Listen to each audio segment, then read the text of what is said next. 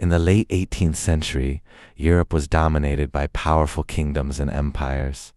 Russia, Prussia, and Austria were growing stronger, while one nation, Poland-Lithuania, struggled to hold itself together.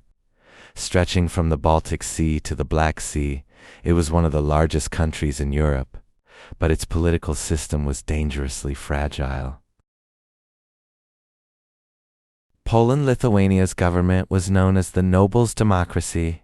In theory, it was brilliant because the nobility voted on laws, and the king could not rule without their approval. In practice, it created carnage. Foreign powers easily influenced decisions, and every noble had the power to block reforms, sometimes for personal gain. This weakness led to disaster in 1772 when Russia, Prussia, and Austria carried out the First Partition of Poland, seizing vast territories and proving that the Commonwealth could be carved up without a fight. The shock of losing land and population left the nation desperate for change. Facing the threat of extinction, Poland-Lithuania decided to act.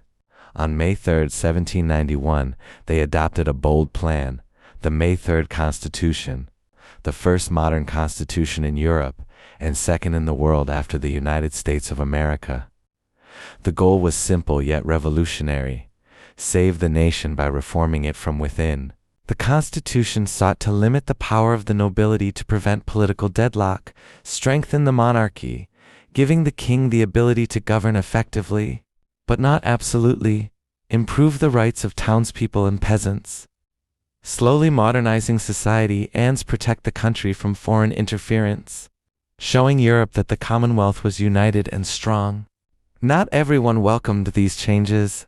Many conservative nobles, called the hetmans, saw the constitution as a threat to their privileges. Russia, already influential in the Commonwealth's politics, supported these nobles. In 1792, they launched the war in defense of the constitution. Despite the bravery of the military and reformist leaders, the army was defeated. King Stanislaus August was forced to surrender, and the constitution's reforms were overturned almost immediately. The hopes of a reformed state seemed crushed, but its ideas had already left a mark on the country. The defeat had disastrous consequences.